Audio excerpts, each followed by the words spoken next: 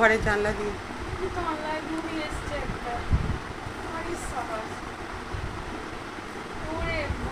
কত মজা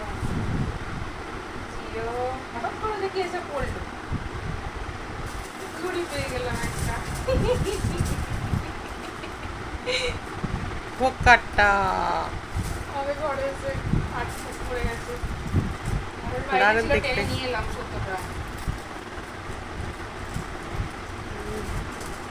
সুন্দর হয়েছে।